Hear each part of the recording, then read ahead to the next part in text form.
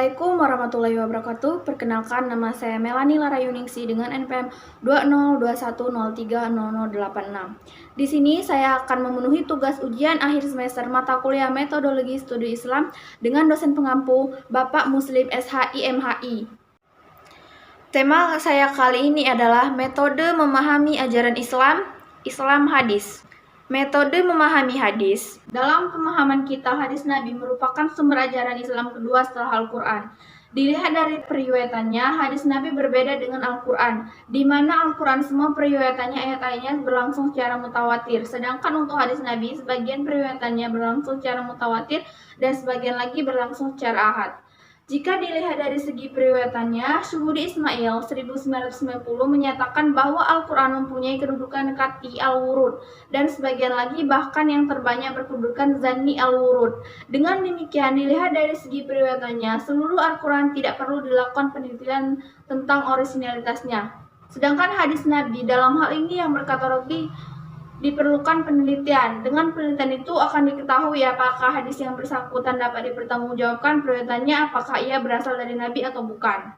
Penelitian terhadap hadis ini antara lain karena banyaknya kitab hadis yang beredar di tengah-tengah masyarakat dijadikan pegangan oleh umat Islam.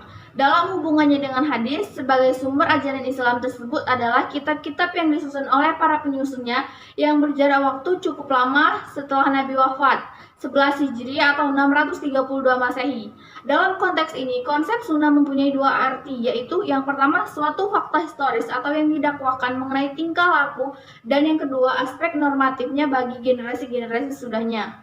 Dalam Al-Quran, kata-kata sunnah diterapkan dalam arti yang sama. Al-Quran juga berbicara tentang sunnah Allah, yakni ketentuan Allah dalam hubungannya dengan atau nafsi manusia, atau suatu ketentuan yang tak dapat diubah.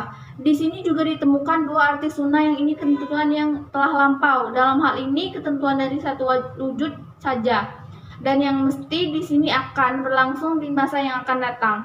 Menurut Goldziher, dengan datangnya Islam, kandungan konsep sunnah bagi kaum muslim berubah menjadi model perilaku Nabi, yakni norma-norma praktis yang ditarik dari ucapan-ucapan dan tindakan-tindakan Nabi yang ditawarkan.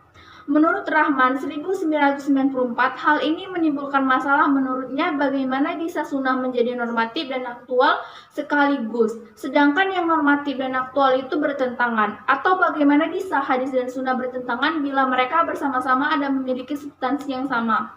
Walaupun sebuah hadis mungkin bertentangan dengan sebuah hadis yang lain atau sebuah sunnah dengan sunnah yang lain, sekalipun demikian, Rahman mengakui bahwa belum ada satupun usaha yang sistematis yang dilakukan setelah Goldziher untuk menjelajahi berbagai metode yang mungkin untuk menyelesaikan suatu masalah yang begitu fundamental bagi pemahaman perkembangan Islam di masa yang awal ini. Objek penelitian hadis menurut Taufikullah 1997, bagian-bagian hadis yang menjadi wilayah penelitian dari dua macam, yakni rangkaian para periwayat yang menyampaikan matan hadis yang dikenal dengan istilah sanad dan materi atau matan hadis itu sendiri.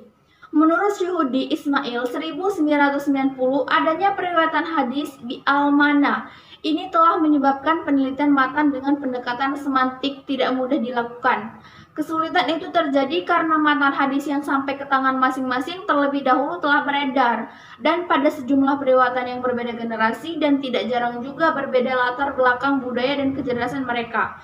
Perbedaan generasi dan budaya dapat menyebabkan timbulnya perbedaan penggunaan dan pemahaman suatu kata atau istilah. Dan perbedaan kecerdasan dapat menyebabkan pemahaman terhadap matan hadis yang diriwayatkan tidak sejalan.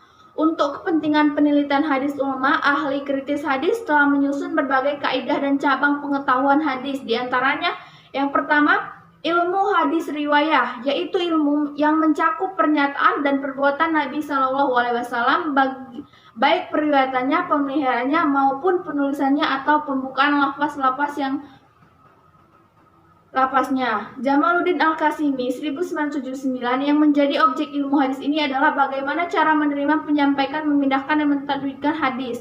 Ilmu ini tidak membicarakan kualitas hadis atau tentang makbul dan mardudnya. Signifikasi mempelajari ilmu hadis ini untuk menghindari adanya penukilan yang salah dari sumbernya yang salah. Yang kedua, ilmu hadis diraya atau disebut juga dengan ilmu diraya al-hadis, yang dikenal juga dengan sebutan ilmu usul al-hadis, ulum al-hadis, mustalah al-hadis atau al-hadis. Secara istilah atau terminologis, yang dimaksud ilmu hadis diraya ialah undang-undang atau kaidah-kaidah untuk mengetahui keadaan sanad dan matan. Pengertian menunjukkan bahwa segala ketentuan baik yang berkaitan dengan kualitas sahih, hasan, dan daifnya, sandarannya, marfu, mauquf, dan maktunya, cara menerima dan melewatkannya, maupun sifat periwayat dan hal lain yang berkaitan dengan itu.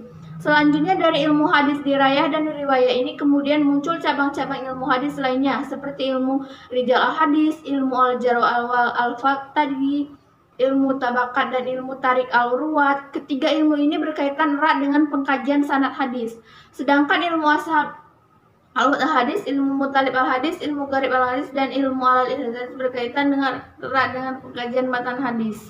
Tujuan penelitian studi hadis, penelitian studi terhadap hadis terus dilakukan dari zaman ke zaman, dari generasi ke generasi. Tujuan pokok penelitian hadis baik dari segi sanad maupun dari segi matan menurut Syuhudi adalah untuk mengetahui kualitas hadis yang diteliti. Kualitas hadis sangat perlu diketahui dalam hubungannya dengan kehujjahan hadis yang bersangkutan. Hadis yang kualitasnya tidak memenuhi syarat tidak dapat digunakan sebagai hujjah. Pemenuhan syarat itu diperlukan karena hadis merupakan salah satu sumber ajaran Islam. Penggunaan hadis yang tidak memenuhi syarat akan dapat mengakibatkan ajaran Islam tidak sesuai dengan apa yang seharusnya.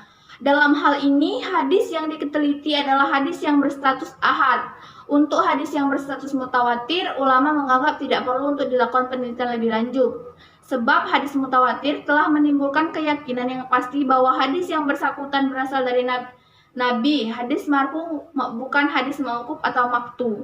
Berdasarkan pada beberapa alasan, dapat dikatakan bahwa penelitian ulang terhadap hadis yang telah pernah dinilai oleh ulama tetap saja memiliki manfaat.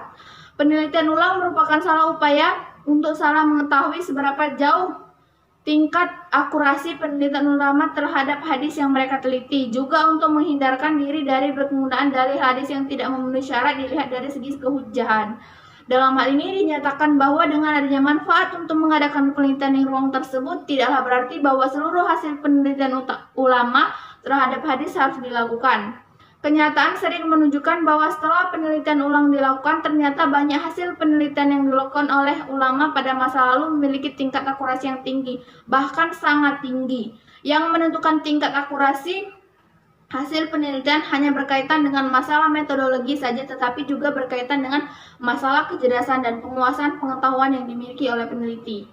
Itu saja yang dapat saya sampaikan, lebih dan kurang saya mohon maaf. Terima kasih. Wassalamualaikum warahmatullahi wabarakatuh.